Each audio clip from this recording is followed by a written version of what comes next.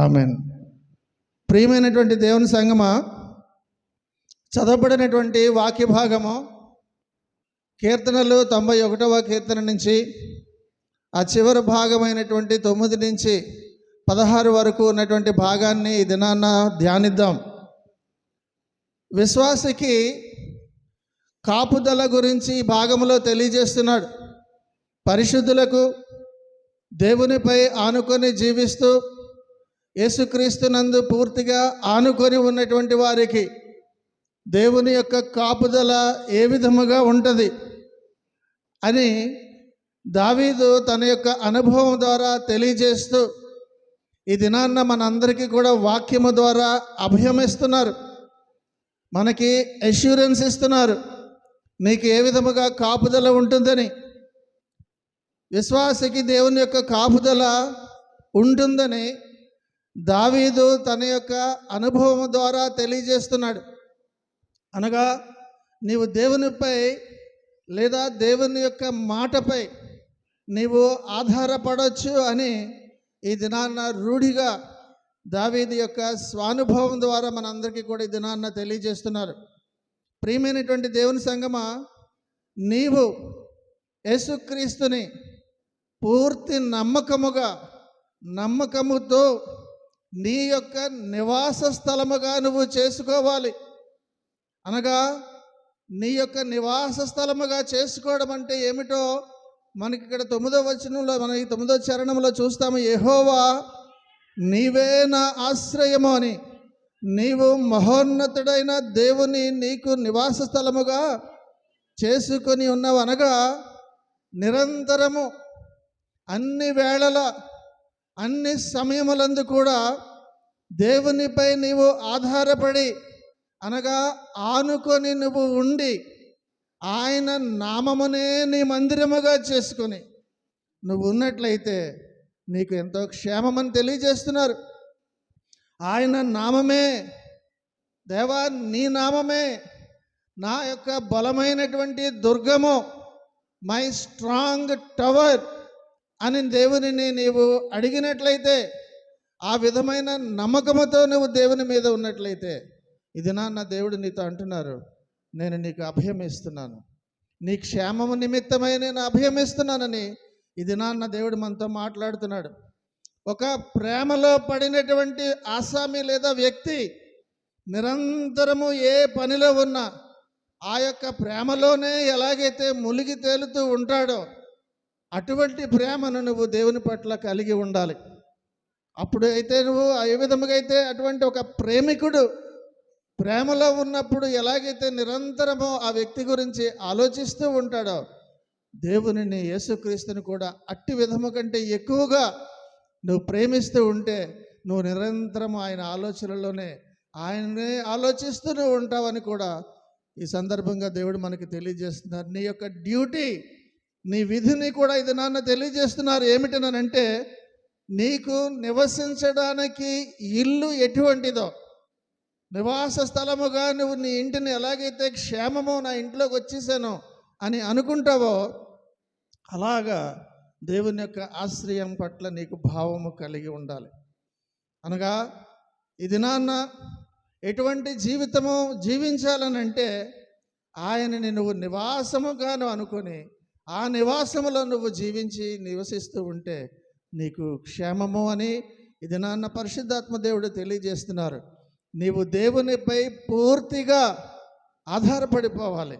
మనుష్యులెవ్వరిపై కూడా నీవిక ఆధారపడకూడదని కూడా తెలియజేస్తున్నారు. నువ్వు దేవునిపై మాత్రమే ఆధారపడి ఆయన మీదే నీ మనస్సును ఆనుకొని ఉంటే ఎటువంటి క్షేమం ఉంటుందో యెషయా భక్తుడు ఆ యొక్క 26వ అధ్యాయము 3వ వచనంలో మనకి తెలియజేస్తున్నారు. యెషయా 26:3లో చూద్దామా.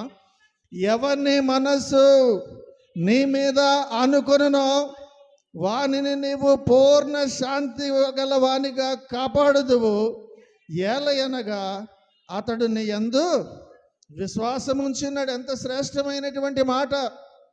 నువ్వు దేవుని యందు విశ్వాసం ఉంచావనంటే ఆయన మీద ఆనుకొని ఉన్నావు.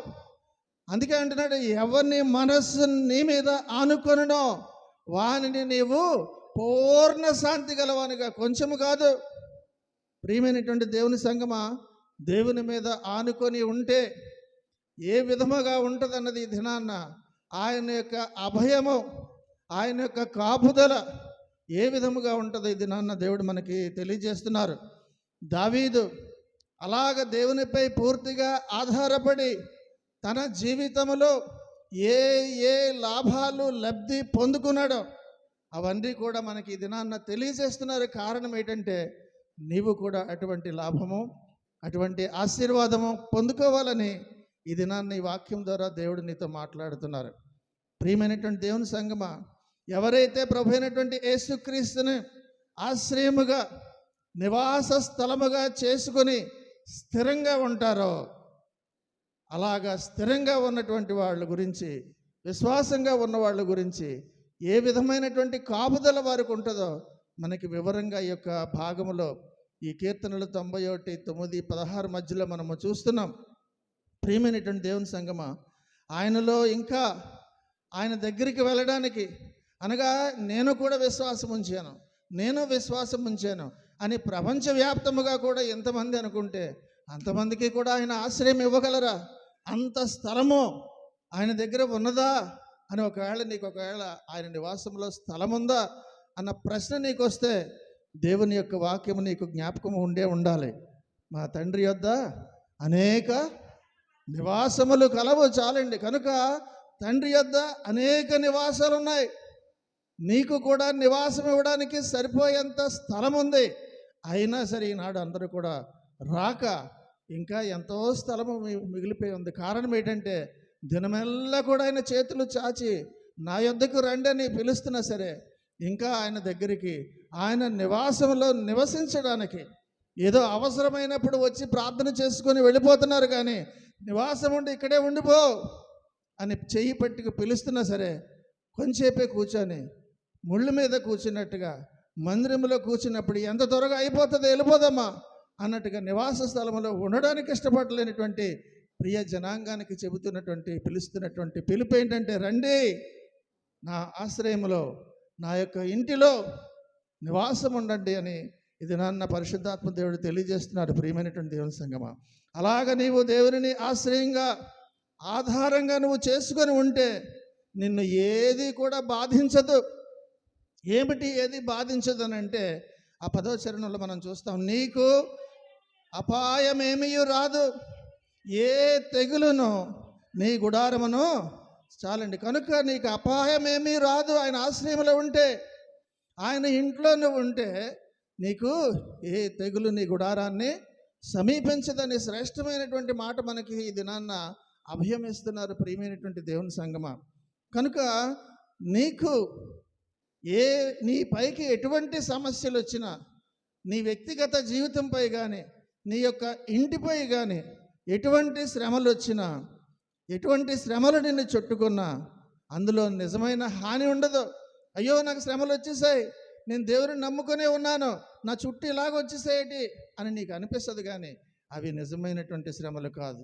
నిజముగా దేవునిలో ఉన్నటువంటి నీకు అవన్నీ కూడా నిన్ను మబ్బులాగా నిన్ను కప్పి అవిశ్వాసములో నిన్ను నెట్టివేయడానికి కనిపిస్తాయేమో. కానీ విశ్వాసిగా ఉన్నటువంటి ఓ సగటు విశ్వాసి, ఇది నాన్న దేవుడు నీతో చెబుతున్నటువంటి మాట, నీ దగ్గర, నీ మీదకి, నీ ఇంటికి వచ్చినటువంటి శ్రమలు నిజమైన శ్రమలు కాదు, నిన్ను భ్రమ పెడుతున్నాయి, నిన్ను అవిశ్వాసంలోనికి నెట్టివేయడానికే నిన్ను ప్రలోభ పెడుతున్నాయి ఈ శ్రమలని గుర్తించుకుంటే ఆ శ్రమలు ఉట్టినే మబ్బులాగే తొలగిపోతాయని కూడా ఇది నాన్న పరిశుద్ధాత్మ దేవుడు మనకు తెలియజేస్తున్నాడు. కనుక ఇది నాన్న దేవుడు చెప్తున్న మాట, ఆ శ్రమలు ఏమీ కూడా నిన్ను హాని చేయవు. నీకు ఏ హాని కూడా నీ శ్రమలు తలపెట్టవని కూడా నీకు ఇది నాన్న దేవుడు మనకు తెలియజేస్తున్నారు. కనుక ప్రియమైనటువంటి దేవుని సంగమా, ఇది నాన్న దేవుని యొక్క ప్రేమలో నుండి నీ పైకి దేవుని యొక్క కాపుదల వస్తుంది అని ఇది నాన్న పరిశుద్ధాత్మ దేవుడు మనకి తెలియజేస్తున్నారు. ప్రియమైనటువంటి దేవుని సంగమా, దేవునిపైనే ఆధారపడి జీవిస్తున్నటువంటి నీకు నీ పైకి వచ్చేటటువంటి శ్రమలు నిన్ను బాధించడానికి, హాని చేయడానికి కాదు, నీ మంచి కొరకే, నీ మేలు కొరకే, నిన్ను ఇంకా ఇంకా దేవునిలోనికి ఎదగడానికి, దేవుని మీద ఉన్నటువంటి నమ్మకం నీలో ఇంకా బలపడడానికి వేస్తున్నటువంటి పునాదే నీకు ఇప్పుడు వస్తున్నటువంటి శ్రమలు కనుక ఈ శ్రమలో వచ్చినటువంటి ఆ చిన్న చిన్న శ్రమలైనా సరే నీ మేలు కొరకే, నీ ఆధ్యాత్మికమైనటువంటి మేలు కొరకే అని దినాన్న దేవుడు మనకి తెలియజేస్తున్నారు. ప్రస్తుతం అవి సంతోషకరంగా ఉండకపోవచ్చు, విచారకరంగా ఉండొచ్చు ప్రస్తుతానికి, కానీ 10వ వచనంలో మనకి చెప్పినట్టుగా ఆయన అంటున్నాడు, నీకు అపాయం ఏమీయూ రాదు అంటున్నాడు. కనుక ఈ దినాన్న నీకు తెలియజేస్తున్న మాట, నా ప్రియ సహోదరుడు సహోదరు అంటున్నారు, నీకు అపాయమేమీయూ రాదు. దేవునికి మహిమ కలుగును గాక. కనుక ప్రియ సంగమా, దేవుడు చెబుతున్నటువంటి మాట, ఇప్పుడు నీకున్నటువంటి శ్రమ కేవలము కష్టముగా ఉన్నా సరే అందులో మంచి మిళితమై ఉంది, మిక్స్డ్ విత్ గుడ్. కాబట్టి నీకు హాని ఏమి కూడా జరగదని కూడా తెలియజేస్తున్నారు. నీవు ప్రభు అయినటువంటి యేసుక్రీస్తును కేవలం నీ యొక్క వ్యక్తిగతమైనటువంటి ప్రభువుగానే ఎన్నుకొనుట కాకుండా ఆయన్నే నీవు ఎలా చేసుకోవాలి? నివాసంగా చేసుకోవాలి. ఇవాళ వచ్చాను, మాట్లాడాను, ఒక వ్యక్తితో మనం వెళ్ళినప్పుడు ఏం చేస్తామంటే మాట్లాడతాం, అయిపోయిన తర్వాత వెళ్ళిపోతాం. కానీ నువ్వు అలా వెళ్ళిపోకు. నువ్వు ఇక్కడే నా దగ్గరే, నా నివాసంలో, అనగా దేవుని యొక్క ఆలోచనలోనే ఉండని అర్థం. అలాగ మందిరంలో ఉండిపోమని కాదు, నీ యొక్క తలంపులలో ఉండమని. దేవుని యొక్క నీ తలంపులలో ఎప్పుడూ కూడా దేవుడే, దేవుని యొక్క మాటలే, తలంపులే నీ తలంపులలో ఉండడమే దేవునిలో నువ్వు నివాసం ఉండుట. ప్రియమైనటువంటి దేవుని సంఘం, అందుకే అలా చేస్తే ఆ 10వ వచనంలో 2వ భాగం, ఏ తెగులును నీ గుడారమును సమీపించదంటున్నారు. అలాగ నువ్వు ఉన్నప్పుడు, అటువంటి అచంచలమైన విశ్వాసముతో నువ్వు ఆయనని నివాసముగా చేసుకుని ఉన్నప్పుడు, దూతలు వాటికి ఉన్నటువంటి కాంతి ద్వారా నిత్యము కూడా నీకు కాపుదలను కూడా ఇస్తాయన్న విషయాన్ని కూడా ఇది నన్ను పరిశుద్ధాత్మ దేవుడు మనకు తెలియజేస్తున్నారు. దూతల యొక్క కాపుదల నీకు ఉంటుంది. 11, 12 అదే చూస్తాము. నీ మార్గములన్నిటిలో నిన్ను కాపాడుటకు ఆయన నిన్ను గూర్చి తన దూతలకు ఆజ్ఞాపించును. నీ పాదములకు రాయి తగలకుండా వారు నిన్ను తమ చేతుల మీద ఎత్తి పట్టుకొందురు అని మాట తెలియజేస్తున్నారు. దూతల యొక్క కాపుదల నీకు ఎలాగుంటుందో తెలియజేస్తున్నాడు. దేవుని ఆశ్రయించున్న వారికి ఈ దినాన్న చెబుతున్నటువంటి గొప్ప వాగ్దానం మనం వింటున్నాం. ఈ దినాన్న యేసుక్రీస్తును అరణ్యంలో ఉన్నప్పుడు సాతాను కూడా మొత్తం 4 చూస్తాం, తీయొద్దు కానీ ఇలాగే శోధించాడు. నిన్ను ఎవరు కాపాడుతారు అని శోధించడు. నీ పాదములకు రాయి తగలకుండా వారు నిన్ను తమ చేతుల మీద ఎత్తి పట్టుకుంటారు కదా అని యేసుక్రీస్తును కూడా శోధించడం అన్నది ఈ సందర్భంగా ఈ మాటలను మనము జ్ఞాపకం చేసుకుంటున్నాం. అనగా దూతలకు ఇచ్చినటువంటి అప్పగించినటువంటి పని ఏంటనంటే, పరిశుద్ధులను, యేసుక్రీస్తును నమ్ముకొని ఉన్నటువంటి విశ్వాసులను ఆయన పాదములకు నీకు రాయి తగలకుండా కాపాడడానికి దూతలకు ఆజ్ఞాపించారు. నీ గురించి, నా గురించి దేవుడు ఎంతగా పట్టించుకుంటున్నారో మనము ఆలోచించాలి. దూతలను సృష్టించింది దేవుడే. ఆ దేవుడు ఆ దూతలను నీ గురించి ఆజ్ఞాపిస్తున్నారు. ఇదిగో నా దాసుడు, నా దాసురాళ్ళు కష్టాల్లో వెళ్తుందామే, ఆమె పాదములకు రాయి తగలకుండా, అనగా ఏ హాని తగలకుండా, హాని జరగకుండా కాపాడు అని చెబుతున్నాడు. అందుకనే 11లో అంటున్నాడు, నీ మార్గములన్నిటిలోనూ నిన్ను కాపాడుటకు ఆయన నిన్ను గూర్చి తన దూతలకు, మామూలుగా చెప్పట్లేదు, కమాండ్, ఆజ్ఞాపిస్తున్నారు. అనగా నీ గురించి, నా గురించి ఒక దూతనే పంపిస్తున్నారనంటే ఎంత శ్రేష్టమైనటువంటి కాపుదలో, ఎంత గొప్ప ఉన్నతమైనటువంటి అభయమో ఇది నాన్న మనకు అర్థమవుతుంది. ప్రియమైనటువంటి దేవుని సంగమా, దేవుడు దూతలకు అప్పగించినటువంటి పనిని వారు డ్యూటీల్లా చేయరు, షిఫ్టులుండవు, వాటికి నిరంతరము కూడా చేస్తారు. ఆ దూతలు నిరంతరము, నువ్వు పడుకోకుండా నిరంతరము కూడా నీ రాకపోకలు యందు నీ చుట్టూ కూడా దూతల కాపుదల ఉండబట్టే నువ్వు క్షేమంగా ఉన్నావు కాబట్టి. కానీ నువ్వు గొప్పోడు అని కాదు, నువ్వు విశ్వాసువని. నీ గొప్పతనము కాదు దేవునికి కావాల్సింది, నీకు దేవునిపై ఉన్నటువంటి నమ్మకం మీద దేవుని యొక్క కాపుదల నీ మీద ఆధారపడి ఉంటుందని కూడా గమనించాలి. ప్రియమైనటువంటి దేవుని సంగమా, నీ మార్గములన్నిటిలో నిన్ను కాపాడును అని అంటున్నారు. అయితే ఈ వాగ్దానం అందరికీ వర్తిస్తుందా? ఎవరెవరికి వర్తిస్తుంది? నీ మార్గాలన్నిటిలో ఆ దూతలు నిన్ను కాపాడాలని అంటే నీవు కూడా నీ మార్గం అంతా కూడా దేవుని వైపే ఉండాలి. నీ మార్గం అంతా కూడా దేవుని వైపే ఉంటే దేవుడు ఖచ్చితంగా నిన్ను కాపాడుతారని కూడా ఇది నాన్న దేవుడు తెలియజేస్తున్నారు. నీవు దేవుని యొక్క కాపుదల అనేటటువంటి ఆ యొక్క బౌండరీస్ దాటి నీ అంతటా నీవే బయటికి వెళ్ళిపోతే నీకు కాపుదల ఉండదు. కానీ అయ్యో దేవా, నేను నీ యొక్క కబంధ హస్తాల్లో, నీ యొక్క కనుసన్నలలో, నీ యొక్క బందీలో నేను ఉండడానికి ఇష్టపడుతున్నానని ఆయన యొక్క చుట్టూ కూడా నువ్వు ఉంటే ఆయన నీ చుట్టూ ఒక వలయంలాగా ఉంచి నీకు తన దూతలను ఆజ్ఞాపిస్తారు, నీకు ఏ హాని కూడా తలపెట్టకుండా.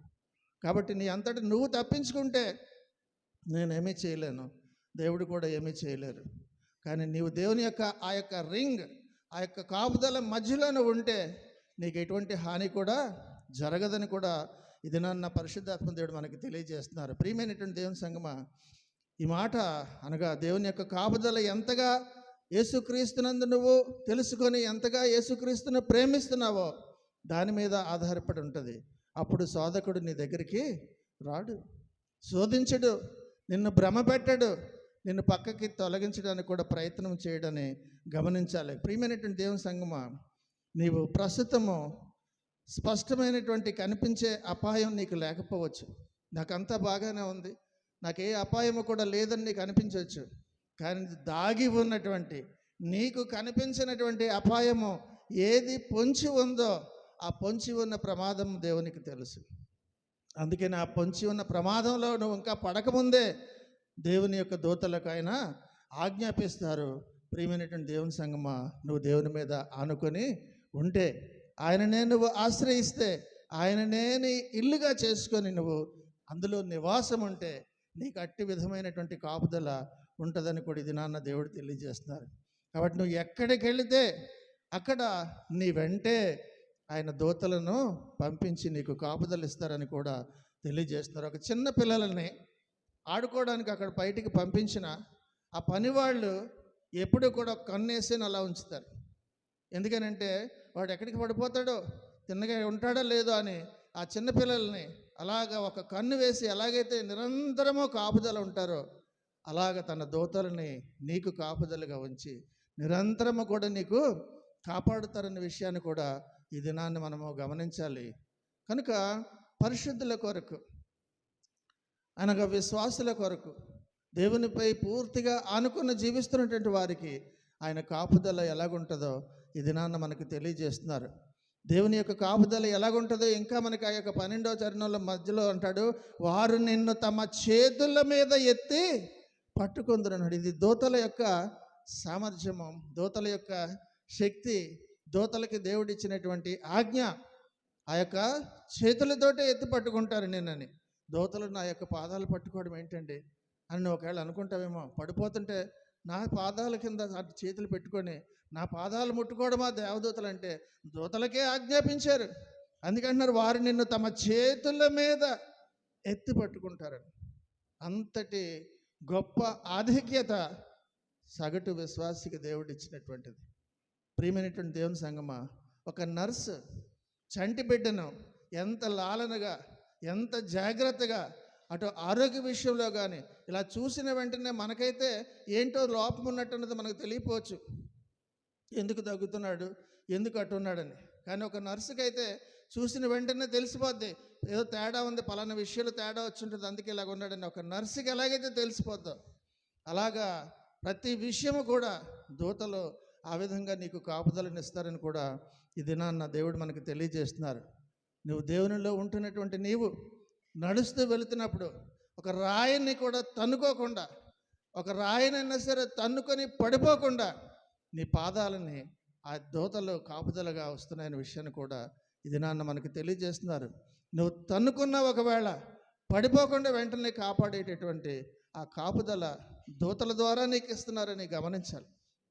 నువ్వు పడిపోకుండా, పాపంలో పడిపోకుండా, నువ్వు తొట్టిల్లిపోకుండా, అలసిపోయినా సరే నువ్వు పడిపోకుండా, నువ్వు సమస్యల్లో పడిపోకుండా, ప్రాముఖ్యముగా పాపంలో పడిపోకుండా దూతల నిత్యము కూడా నీకు కాపుదలు ఇస్తారని దేవుడు ఆ విధంగా దూతలను ఆజ్ఞాపించారని ఇది నాన్న దేవుడు మనందరికీ కూడా తెలియజేస్తున్నారు. ఒకవేళ నువ్వు చీకటిలో ఉన్నా, అంధకారంలో ఉన్నా, నువ్వు చీకటిలో ఉన్నప్పుడు అయ్యో నేను చీకటిలో ఉన్నాను, కరెంటు పోయింది, ఇప్పుడు ఎలాగ నాకు భయం వేస్తుంది అని నువ్వు కూడా భయపడకుండా ఉండాలని, చీకటిలో ఉన్నప్పుడు కూడా నీకు ఎటువంటి ఆయన కాపుదలు ఇస్తున్నారో తెలియజేస్తున్నాడు. ఆ 13లో మనం చూస్తాం, నీవు సింహములను నాగుపాములను త్రొక్కెదవు, కొదమ సింహములను భుజంగములను అణగద్రొక్కుతావు అన్నారు. అంతేగాని అవి నీ మీదకి ఏం చేయట్లేదు. సింహములు అని అనగా సాతానుడి గురించి చెప్పినటువంటి మాట, అతడు గర్జించు సింహము వలె ఎవరిని మృంగుదాను అని ఉన్నటువంటి ఆ సింహం గురించి చెబుతున్నాడు. నాగుపాములను నువ్వు త్రొక్కెదవని అనగా ఏ యొక్క ఆది సర్పమో, ఆ ఘట సర్పం అని ప్రకటన 12లో మనము 9లో చూస్తామో, ఆ యొక్క ఆది సర్పము గురించి నీకు చెబుతున్నారు. ఆ యొక్క ఎవరిని మృంగుదురా అని చూస్తున్నటువంటి ఆ యొక్క సింహము గురించి, సాతానుడి గురించి చెబుతున్నారు. ప్రియమైనటువంటి దేవుని సంగమ, ఇది నాన్న దేవుడు మనకు తెలియజేస్తున్న మాట, నీవు సింహములను నాగుపాములను త్రొక్కెదవు, కొదమ సింహములను భుజంగములను అణగరు త్రొక్కెదవు, provided you should dwell in the house of the Lord. దేవుని యొక్క నివాసములో నువ్వు నివసిస్తున్నప్పుడు ఇటువంటి కాపుదల నీకు వస్తుంది, ఇటువంటి శక్తి, ఇటువంటి ఆధ్యాత్మికమైనటువంటి పరిపక్వత నీకు వస్తుందని ఇది నాన్న పరిశుద్ధాత్మ దేవుడు వాక్యం ద్వారా మనతో మాట్లాడుతున్నారు. కనుక ప్రియమైనటువంటి దేవుని సంగమ, ఇది నాన్న చెబుతున్నటువంటి మాట అదే మనం ఇందాక చదివాం. రోమిలకు రాసిన పత్రిక 16:20 మనం చదివాం.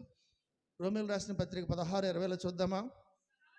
సమాధానకర్తయగు దేవుడు సాతానును మీ కాళ్ళ క్రింద శీఘ్రముగా చితక తొక్కించును అన్న మాట మనము చూస్తున్నాం.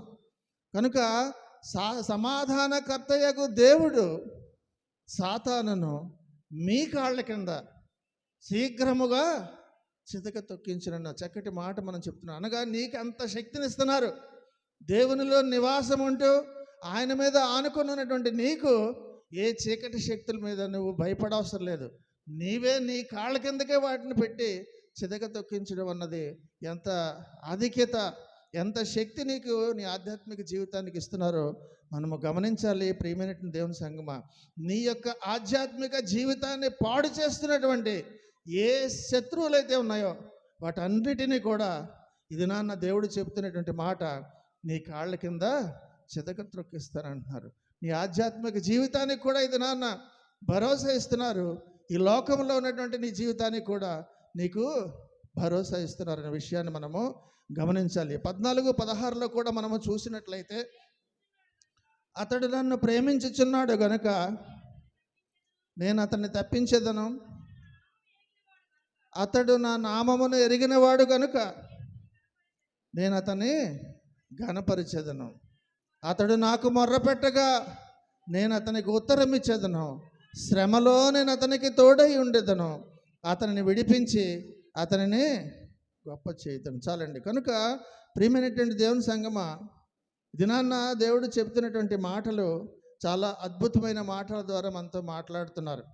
నీ కొరకు నా కొరకు దాచి ఉంచినటువంటి ఆదరణకరమైనటువంటి మాటలు ఈ చివరి మాటల్లో 14-16లో కూడా మనకి తెలియజేస్తున్నారు. కనుక ప్రభు అయినటువంటి యేసుక్రీస్తు తన దూతలతో చెబుతున్నట్టుంది ఈ మాటలు.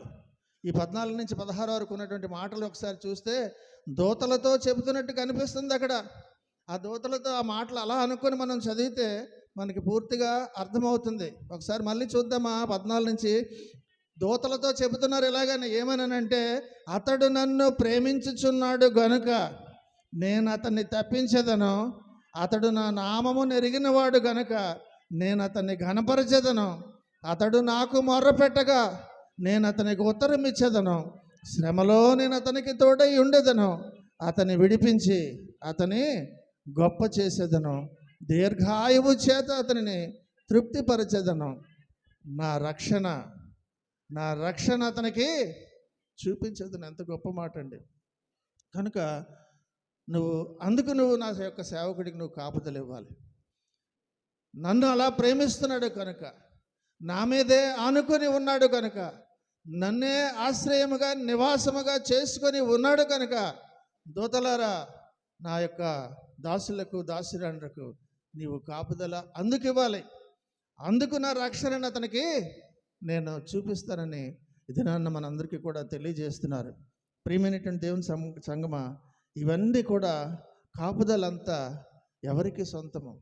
నీకే. నీకే ఈ యొక్క కాపుదలంతా సొంతమని ఇది నాన్న దేవుడు మనకి తెలియజేస్తున్నారు. ఏమిటి ఇంకా అంటే, ఎవరికి సొంతమని అంటే, నా నామమును ఎరిగిన వారికి. ఎవరైతే యేసుక్రీస్తుని నామమును ఎరిగి ఆయన నామమందు పూర్తిగా మీరు ఆధారపడి ఉంటారో వారికి అని తెలియజేస్తున్నాడు. ఇంకా ఎవరికి ఇవన్నీ కూడా ఈ కాపుదల ఇప్పుడు వరకు చెప్పిందంతా కూడా ఎవరికి సొంతమని అంటే, నీ ప్రేమ అంతటినీ ఆయనపై ఉంచుతున్నావే వారికి ఈ యొక్క అభయం అంతా కూడా సొంతం అంటున్నారు.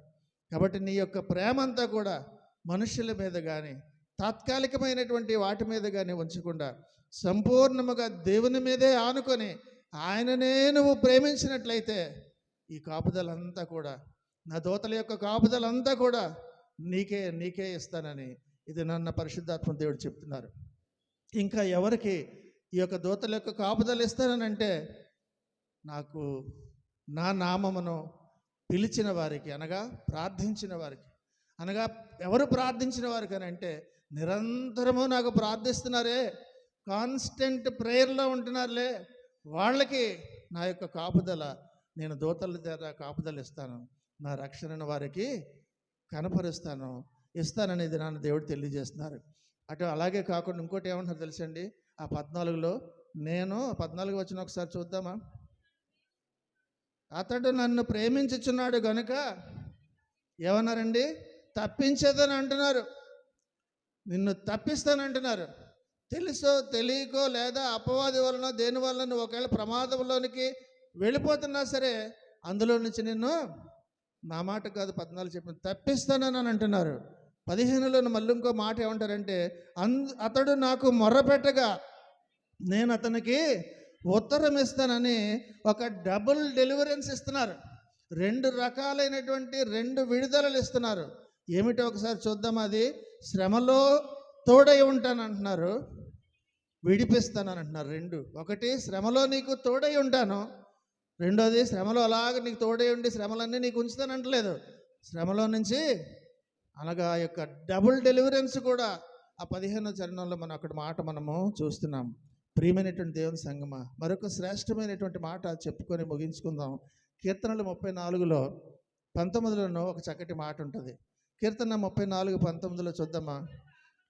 నీతిమంతునికి కలుగు ఆపదలు అనేకములు, వాటి అన్నిటిలో నుండి యెహోవా వారిని విడిపించిన. ఎంత చక్కటి మాట అండి.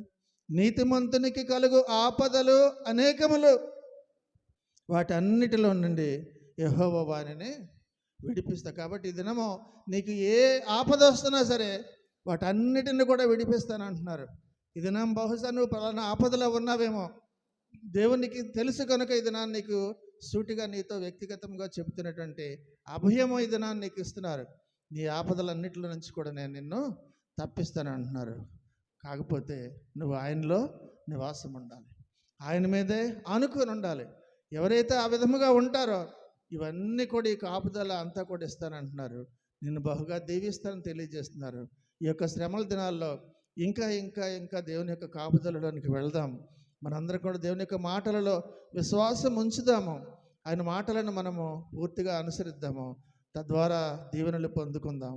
అటు భాగ్యము దేవుడు మనందరికీ కలగజేసి ఆశీర్వదించి బలపరచును గాక. ఆమెన్. దేవుడి మాటలు మన వెనుకడిలో దీవించును గాక. ఆమెన్.